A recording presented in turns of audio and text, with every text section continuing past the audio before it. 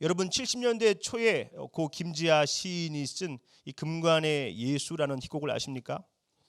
유난히 추운 어느 겨울 이 거지와 나 환자가 구걸을 하다가 성당에까지 가게 됐습니다. 그 성당 안에는 금관을 쓰신 예수님 상이 걸려져 있었어요. 나 환자가 그 예수상을 보고는 갑자기 화가 치밀어 오릅니다. 이 사람도 한때 예수를 믿었었거든요. 성경에 나오는 예수님은 자신과 같은 죄인과 병자들의 친구인데 현실에서는 아닌 거예요. 깔끔한 사람들, 잘난 사람들, 부자들의 친구인 겁니다. 막 그 예수상 앞에서 욕을 하고 소리를 지르다 이 사람이 쓰러졌습니다. 얼마나 지났을까요? 얼굴에 물이 뚝뚝 떨어져서 놀라서 깨봤더니 예수님 상에서 예수님이 눈물을 흘리고 계신 거예요. 예수님이 왜 우시나? 혹시 저 가시금관 때문인가 생각이 들어가지고 그 올라가서 그 금관을 빼드렸습니다. 그때 예수님의 음성이 들리는 거예요. 너무 오랜 세월 이 시멘트 속에 갇혀 있었다고, 너희같이 착하고 가난한 자들과 이야기하며 함께 괴로움을 나누고 싶다고. 그 말씀을 듣고는 이 나병 환자가 예수님을 덮고 있는 이 시멘트를 뜯어내려고 하는 거예요. 그때 이 신부와 경찰이 들이닥쳐서 그 나 환자를 쫓아내고 그 금관을 뺏어서 다시 예수님께 걸어줍니다. 사진 하나 보겠습니다. 이 사진은 한 예술가가 루비와 다이아몬드, 진주 등으로 만든 십자가에 못 박힌 예수님 상입니다. 한 길이가 한 4.5m, 무게가 1톤, 가격이 1,500억 정도 된다고 그래요. 원래 이것이 3개가 있었는데 2개는 성당으로 보내지고 하나는 미국의 부유한 이 수집가에게 돌아갔답니다.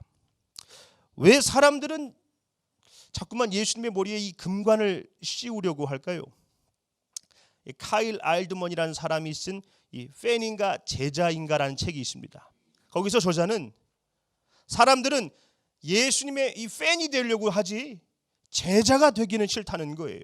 예수님께 열광하고 찬양도 잘하고 교회도 잘 나가고 잘 섬기는 것 같이 보여도 예수님을 따르는 제자는 싫다는 것이죠. 뭐 스포츠 경기에 열광하듯 아이돌에게 열광하듯 예수님 좋지, 그러나 그분을 따르지는 않는다는 것이죠.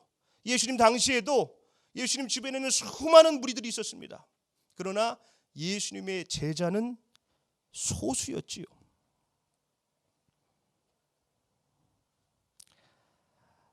사실 우리는 예수님의 머리에 금관을 씌우고 그분을 경배의 대상으로만 바라보려고 합니다. 예수님의 이 팬이 되려고 하는 거죠. 그거야 예수님이니까 저러고 사시는 거지, 내가 어떻게 예수님처럼 살아? 그분은 예수님이잖아. 그러나 예수님은 경배의 대상인 동시에 우리가 따라야 할 모범이시죠. 그런데 사실 부담스럽습니다. 예수님처럼 어떻게 사나? 그 말씀도 틀린 말은 아니죠. 우리가 어찌 예수님처럼 살 수 있습니까? 우리처럼 이기적이고 욕심이 많고 거짓된 사람들이 어떻게 예수님처럼 살아요? 물론 예수님처럼 살고는 싶죠. 그런데 안 되는 거예요. 바울 사도도 뭐라고 고백합니까? 내가 원하는 바 선은 행하지 않고 도리어 원하지 않는 악을 행하고 있구나. 내 속사람으로는 하나님의 법을 즐거워하지만 내 지체 속에 다른 법, 이 죄의 법이 나를 사로잡는다는 거예요. 오호라, 나는 곤고한 사람이로다. 이 사망의 몸에서 누가 나를 건져낼까? 바울도 안 된다는데, 바울 같은 사람도 안 되는데 우리가 어찌 예수님처럼 살 수 있습니까? 그런데 참 무심하기도 하지, 오늘 말씀은 예수님처럼 살지 않으면 하나님의 나라에 들어갈 수 없다고 말씀합니다. 마태복음 7장 21절, 나더러 주여 주여 하는 자마다 다 천국에 들어갈 것이 아니요 다만 하늘에 계신 내 아버지의 뜻대로 행하는 자라야 들어가리라. 나더러 주여 주여 한다는 게 뭡니까? 예수님에게 주님, 주님으로 고백하는 그리스도인들이란 뜻이죠. 그리스도인들이 다 하나님 나라에 들어갈 것이 아니랍니다. 하늘에 계신 내 아버지의 뜻대로 행하는 자라야 들어간다. 하늘에 계신 아버지의 뜻대로 행한다는 건 또 뭡니까? 우리 요한복음 6장 38절 말씀을 보겠습니다. 내가 하늘에서 내려온 것은 내 뜻을 행하려 함이 아니요 나를 보내신 이의 뜻을 행하려 함이니라. 예수님께서 하늘에서 내려오신 것은 당신의 뜻을 행하기 위해서가 아니라 하늘에 계신 아버지의 뜻을 행하기 위해 오셨다는 거예요. 그래서 예수님께서 이 땅에 오셔서 하신 것들은 다 아버지의 뜻인 것이죠. 하늘에 계신 아버지의 뜻. 다시 말해서 하늘에 계신 아버지의 뜻대로 행한다는 것은 이 땅에서 사신 예수님처럼 살아가는 것을 말씀합니다. 한 부자 청년이 예수님에게 나와서 묻지요. 선생님, 제가 어떻게 해야 영생을 얻을 수 있습니까? 율법을 잘 지켜라. 제가 그거 잘하고 있었는데요. 그래, 너 하나가 부족하구나. 재산을 팔아가지고 가난한 사람들에게 나눠줘라. 그러면 하늘에 보화가 쌓일 것이다. 그리고 나를 따라라. 그러나 그 청년은 재산이 많았어요. 그래서 근심하며 떠나갔다 합니다. 예수님께서 그 모습을 보고 안타까우신 거예요. 제자들에게 말씀합니다. 얘들아, 부자가 천국에 들어가는 것이 정말 어렵다. 낙타가 바늘기로 들어가는 것이 부자가 천국에 들어가는 것보다 더 쉬울 것이다. 그 말씀을 듣고 제자들이 그냥 난리가 났어요. 그러면 대체 누가 구원받아요? 예? 그 말이나 되는 소리입니까? 여러분, 과연 예수님께서는 할 수 없는 것을 하라고 하셨을까요? 이 명령이 무엇입니까? 명령이라는 것은 명령을 받는 사람이 할 수 있다는 것을 전제해야 합니다. 만약 제가 예준이한테 너 내일까지 마이클 셀들 교수의 공정하다는 착각을 읽어와서 대체 공정이 무엇인지, 능력주의의 문제가 무엇인지를 정리하고 이 불공정한 한국 사회를 어떻게 살아갈 것인지 이 생각을 준비해와라. 그러면 그게 말이 됩니까? 말 같지도 않은 얘기죠. 그런 명령을 하는 그 사람 자체가 웃긴 것이죠. 좀 조용히 좀 해라. 예배 시간에 좀 집중해라. 선생님 말씀도 좀 잘 듣고. 그런 명령을 할 수 있죠. 예준이가 할 수가 있으니까. 하나님께서 아담에게 어떤 명령을 내리셨습니까? 선악을 알게 하는 나무 열매는 먹지 마라. 그거 먹으면 정말 죽는다. 왜 그런 명령을 하신 거죠? 아담은 그것을 먹을 수도 있고 안 먹을 수도 있거든요. 반드시 먹을 수밖에 없다면 그런 명령은 안 하셨겠죠. 부자가 하나님 나라에 들어가는 것이 낙타가 바늘기에 들어가는 것보다 더 어렵다. 그럼 대체 누가 구원받아요? 그 말이나 됩니까? 사실 그 부자 청년은 재산을 팔아서 가난한 자들에게 나눠줄 수 있었습니다. 그 누구도 그것을 못하게 막던 사람은 없었어요. 할 수 있었지만 안 한 것이죠. 못한 것이 아닙니다. 우리에게 하늘에 계신 아버지의 뜻대로 행하라. 다시 말해서 예수님처럼 살아라 명령하신 것은 우리가 그렇게 살 수도 있고 안 살 수도 있기 때문에 명령하신 것이죠. 절대로 못 산다면 그런 명령은 안 하셨을 겁니다. 물론 우리는 예수님과 똑같이는 못 살아요. 이 세상 그 어느 누구도 예수님과 똑같이는 못 살지요. 그러나 예수님처럼은 살 수가 있습니다. 지름이 한 5,000m 되는 동그라미 원이 있다고 한번 생각을 해봐요. 엄청나게 큰. 그리고 여기 작은 한 3cm 정도 되는 동그라미가 있습니다. 이렇게 큰 동그라미도 동그라미인데 이 작은 동그라미도 동그라미죠. 크진 않지만 둘은 분명 닮았습니다. 예수님을 지름이 5,000m인 동그라미라고 한번 생각을 해봐요. 우리가 그렇게 큰 동그라미는 될 수 없지만 모난 우리지만 계속 깎아서 작은 동그라미가 됐어요. 이렇게 엄청나게 큰 동그라미도 동그라미지만 이 작은 동그라미도 동그라미는 동그라미죠. 둘은 닮았어요. 예수님을 닮는다는 것은 그런 것입니다. 우리가 예수님과 똑같아질 수는 없습니다.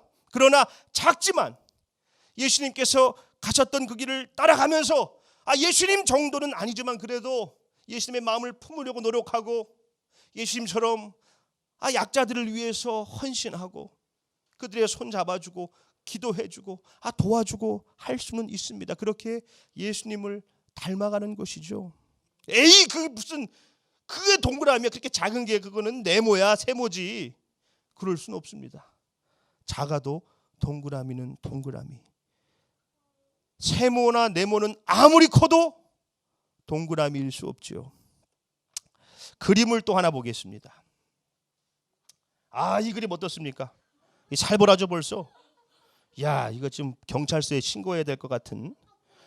그렇죠. 지금 그냥 손을 치켜들고 때리고 있어요.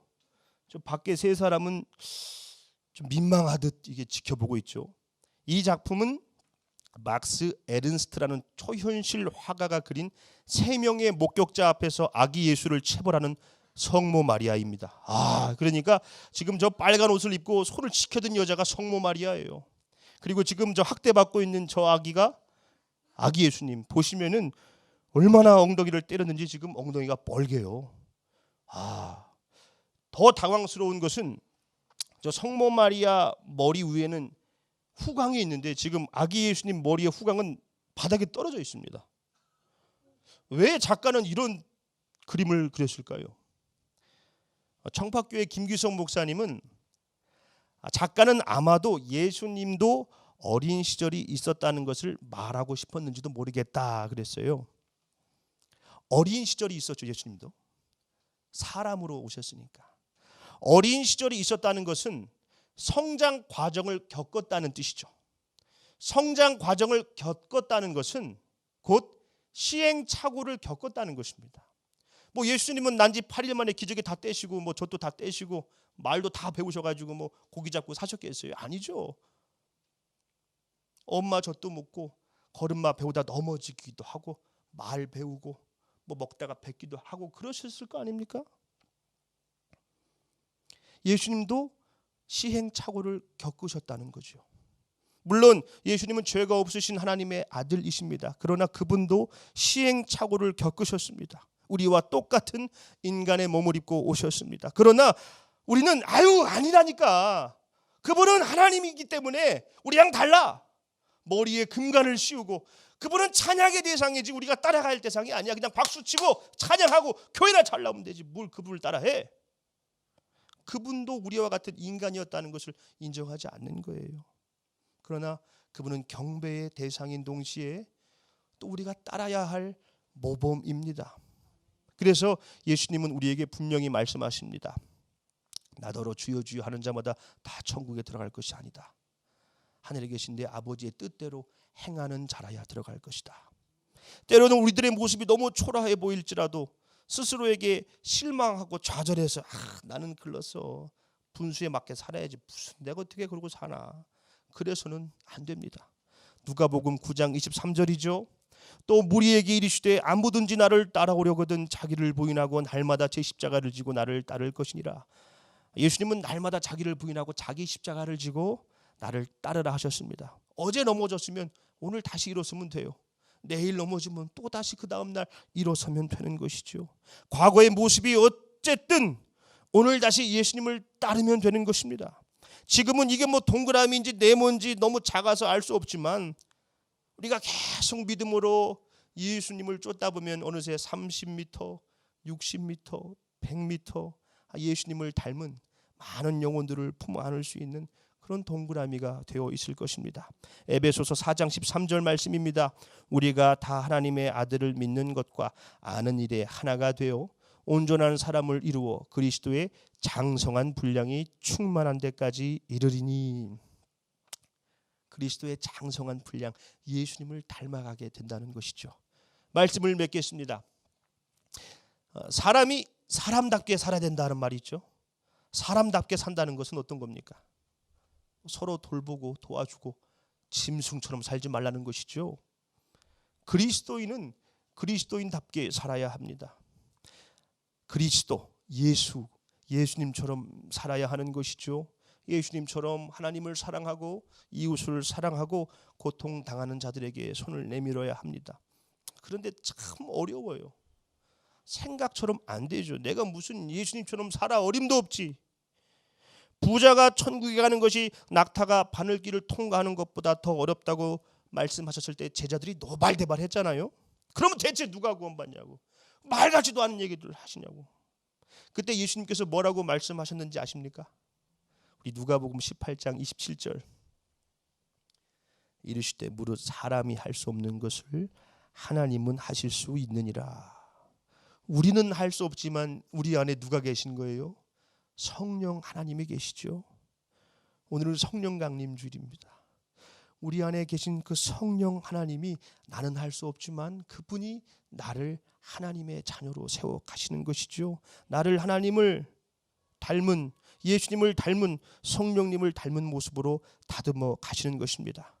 빌립보서 1장 6절 너희 안에서 착한 일을 시작하시니가 그리스도 예수의 날까지 이루실 줄을 우리는 확신하노라. 우리 안에 계신 그 성령 하나님께서 주님 다시 오실 때까지 우리를 예수님의 사람 만들어 가신다는 겁니다. 그러니까 우리가 오늘 넘어져도 내일 일어서서 예수님이 가신 그 길을 따라가기 위해 기도하고 노력해야 할 것입니다. 날마다 성도님들 하나님을 의지하며 자기를 부인하고 십자가를 지고 예수를 따라가 참된 예수님의 제자들이 되시기를 예수님의 이름으로 축원합니다.